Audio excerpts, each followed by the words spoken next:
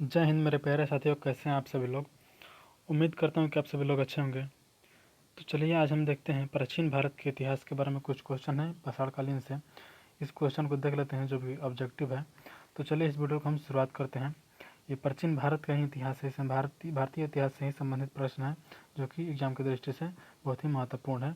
चलिए इस क्वेश्चन को सर हम देख लेते हैं।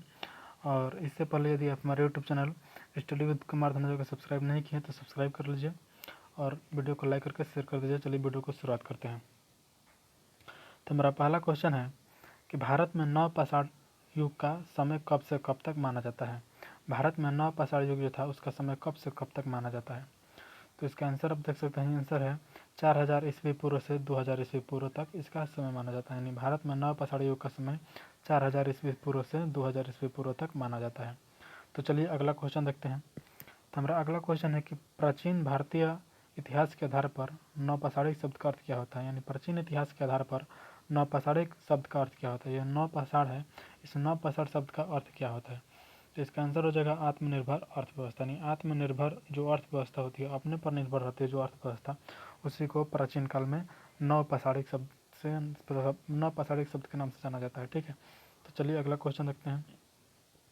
हमारा अगला क्वेश्चन आप देख सकते हैं, यहाँ पर लिखा हुआ है कि पशुपालन व कृषि के बाद नवपाषाण युग का सर्वाधिक महत्वपूर्ण आविष्कार क्या था। यानी जब ये नवपाषाण युग में लोग पशुपालन और कृषि करने लगे, उसके बाद ये तो पशुपालन और कृषि तो महत्वपूर्ण था ही, इसके बाद जो था वो कौन सा महत्वपूर्ण था। इसके बाद जो आविष्कार हुआ वो आविष्कार क्या था जो सर्वश्रेष्ठ था यानी महत्वपूर्ण था। तो इसका आंसर हो जाएगा पहिया, यानी चक्र का विकास हुआ। यानी पहिया जो चक्र होता है, चक्का होता है पहिया, उसी का विकास हुआ। पशुपालन और कृषि के बाद सर्वाधिक महत्वपूर्ण था पहिया। ठीक है, तो चलिए आगे देख लेते हैं अगला क्वेश्चन। हमारा अगला क्वेश्चन है कि किस युग में पहली बार मातृ देवी की पूजा का स्पष्ट प्रमाण मिला है। यानी जो मातृभूमि है या मातृ देवी है, इसकी पूजा का स्पष्ट प्रमाण सबसे पहले कहाँ मिला है। तो सबसे पहले मिला है नवपाषाण युग में। सबसे पहले नवपाषाण युग में ही मातृ देवी की पूजा या मातृभूमि की पूजा का स्पष्ट प्रमाण मिला है। तो आपसे पूछेगा क्वेश्चन है किस युग में पहली बार मातृ देवी या मातृभूमि पूजा का स्पष्ट प्रमाण मिला है। तो इसका सही आंसर हो जाएगा नवपाषाण युग में। चलिए अगला क्वेश्चन है कि मिट्टी के बर्तन बनाने के लिए चाक का आविष्कार किस युग में हुआ था। यानी मिट्टी का जो बर्तन होता है, इस मिट्टी के बर्तन चाक से बनाया जाता है। तो ये चाक का आविष्कार कब हुआ था। मिट्टी के बर्तन बनाने के लिए चाक का आविष्कार किस युग में हुआ था।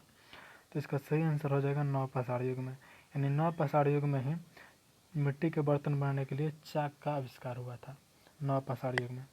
ठीक है, चलिए अगला क्वेश्चन देख लेते हैं। हमारा अगला क्वेश्चन है कि मानव के व्यवस्थित और स्थिर जीवन अथवा अस्थायी निवास का प्रारंभ किस युग में प्रारंभ हुआ। यानी मानव का जो व्यवस्थित जीवन है और स्थिर जीवन है, इसका अस्थायी निवास का प्रारंभ किस युग में प्रारंभ हुआ।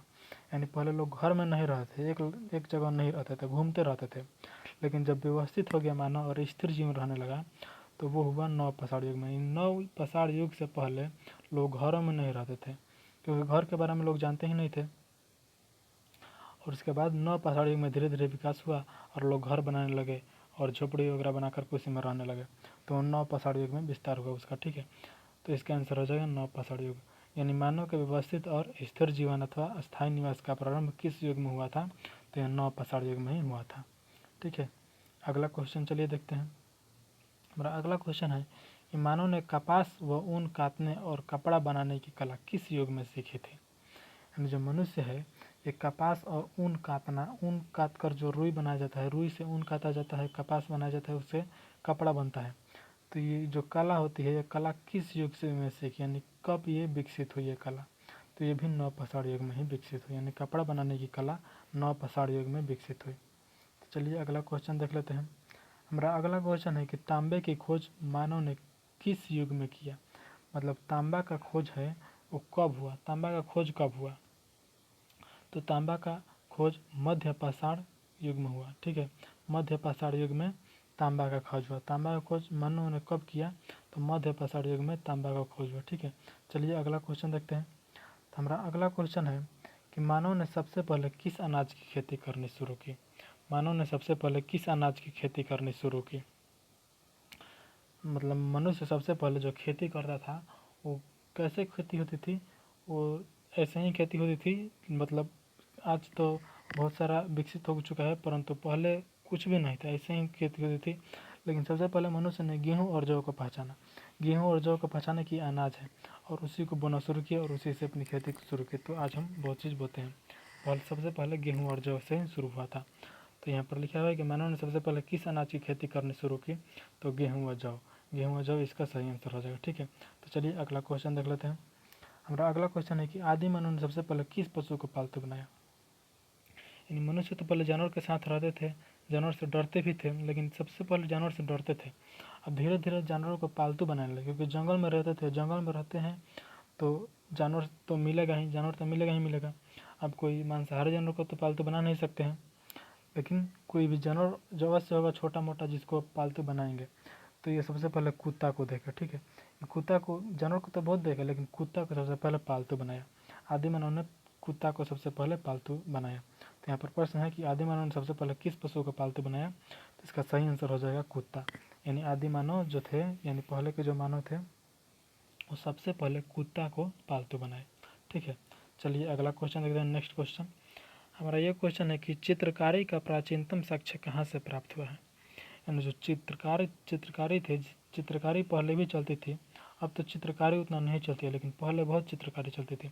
तो चित्रकारी का जो प्राचीनतम साक्ष्य है, जो प्राचीनतम साक्ष्य यानी प्रमाण है, वो कहाँ से मिला है, तो ये भीमटेका, मध्य प्रदेश का एक जगह का नाम है भीमटेका। वहीं से चित्रकारी का प्राचीनतम साक्ष्य यानी पुराना जो प्रमाण है, साक्ष्य है, वहाँ से मिला है भीमटेका से, जो कि मध्य प्रदेश में स्थित है। ठीक है, तो चलिए अगला क्वेश्चन देखते हैं। तो हमारा अगला क्वेश्चन देख लेते हैं। तो हमारा अगला क्वेश्चन है कि प्रागैतिहास अवशेषों का अध्ययन करने वाला शास्त्र क्या कहलाता है। यानी प्रागैतिहास मतलब होता है प्राचीन इतिहास, सबसे पुराना जो इतिहास होता है उसको कहते हैं प्रागैतिहास। प्रागैतिहास सबसे पुराना इतिहास है।